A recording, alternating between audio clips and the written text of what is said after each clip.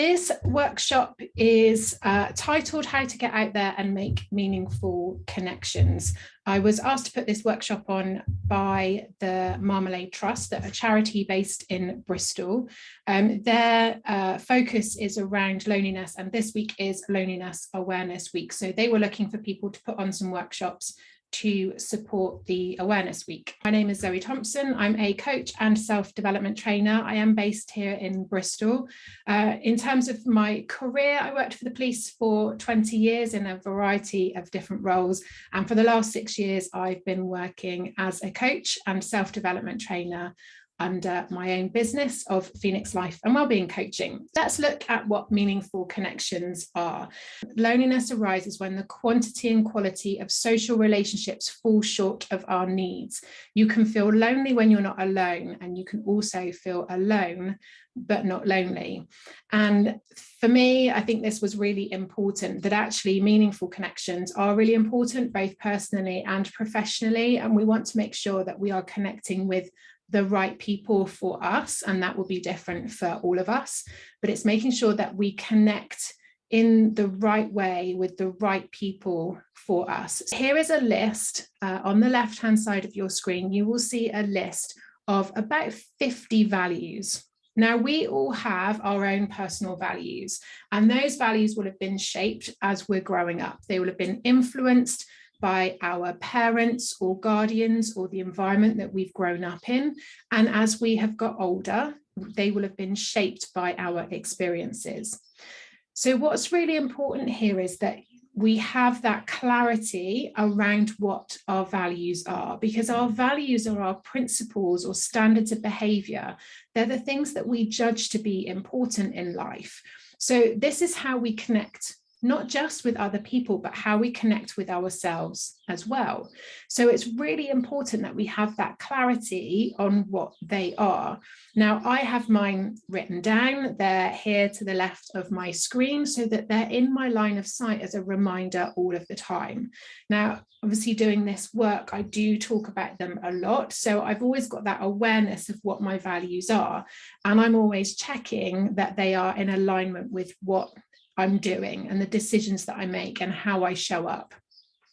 And it's important that you do that too.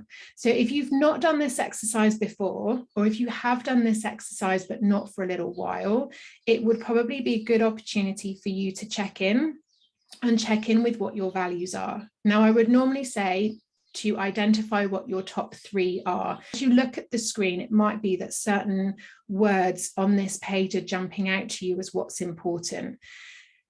You can do this a number of ways. You can do this by process of elimination. You can cross off the ones that you know don't mean anything to you, they're not important. Or you can do this by going through and highlighting the ones that you know that are important to you, and then reducing that list, putting them into a hierarchy to see what your top 3 or top 5 are.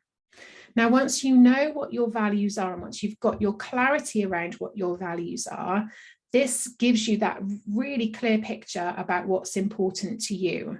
And this is what then becomes important when you're looking to connect with other people, because it's not about having shared interests or shared experiences. Quite often what we find in meaningful connections are connections where there's a shared value and where there's a shared element that we have that connection around. And values is a big part of that.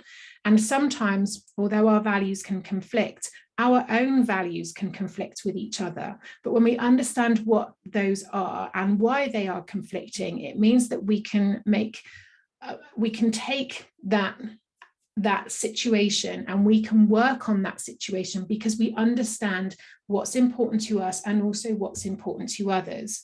So we can have a meaningful connection with people who have a different value or different values to us.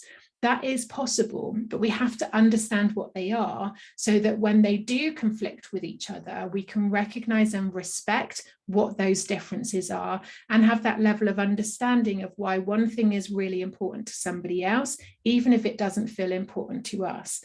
And that acknowledgement of what's important to other people is part of what helps deepen that connection and make it more meaningful, because we're being respectful and we're acknowledging what is important to them, even if it's not what is important to us. So it's really important that we're able to communicate that and be able to understand that. Now, it might be that some of your values feel non-negotiable. It might be that there are certain things for you in terms of standards of behavior or things that you feel that are important are non-negotiable.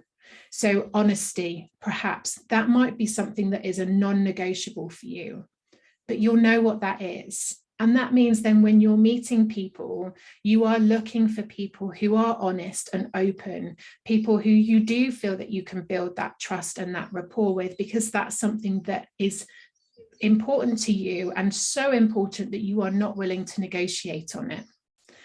But it might be that you have other values that, whilst they're important to you, you recognize that they may not be important to other people, and therefore you're willing to negotiate on them.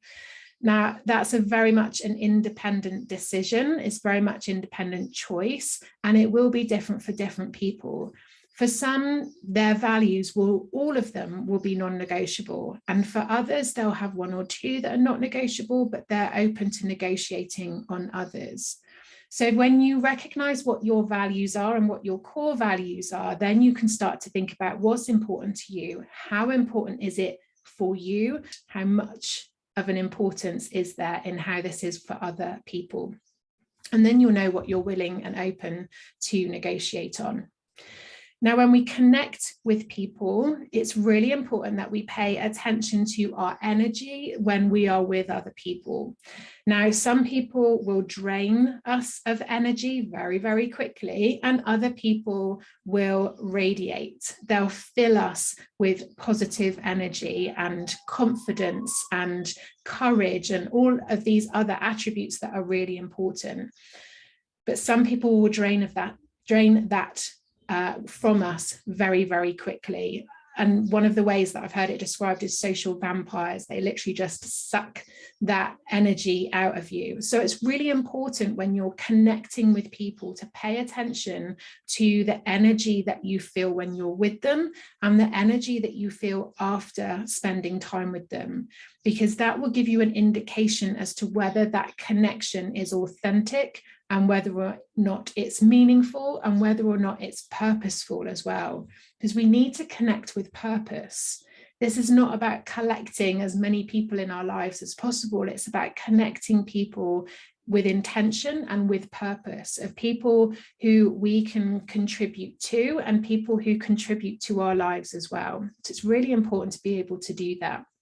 Some people will drain and some people will radiate.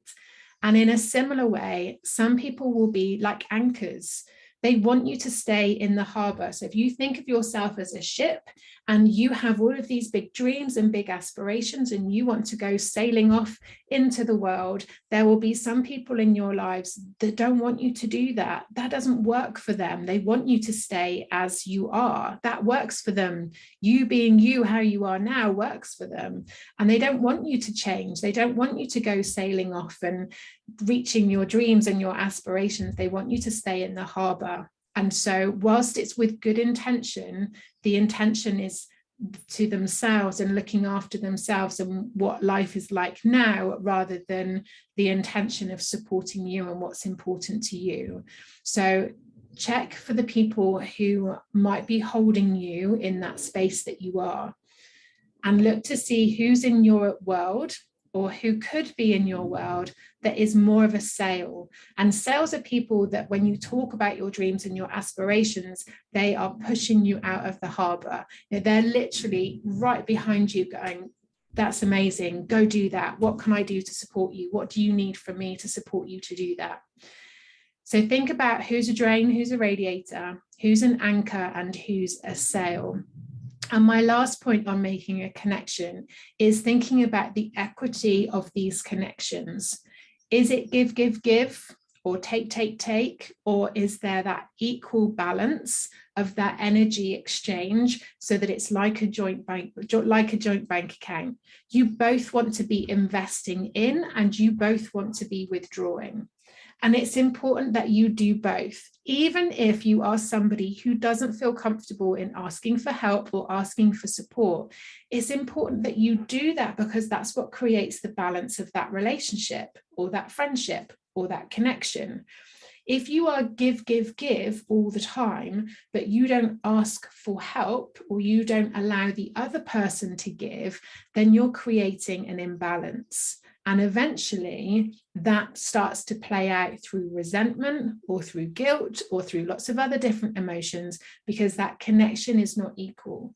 So it needs to be like a joint bank account. Both of you are paying in and both of you are withdrawing. Now, there will be times where you need to withdraw more. You might be going through a tough period and you need that support from them a little bit more. And they will have times like that too.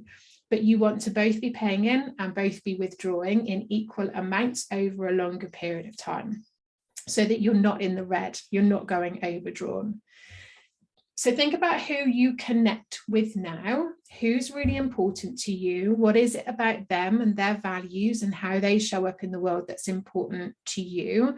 How are you showing up in the world that's important to you? Because how you show up is what you're going to attract. You're going to meet more people with those shared values and shared experiences and shared viewpoints. And you'll also meet people who are different, who will add to your world. So think about who you have now that you want to keep hold of, that you want to strengthen those connections with. And then think about who else do you want to meet? Who else do you want to connect with that will add to your world? And if you're looking or watching this with a professional head on, think about the connections that you want to make in your professional environment. Even though I've talked about these things that are very much about the personal element, even our working relationships, we connect on a personal level as much as we connect on a professional level. That will be a varying level, but we do need to connect with people on a personal level as well. People buy from people, people connect with people. Even in a business to business world, we connect with individuals. So some of these things that I've talked about will also apply.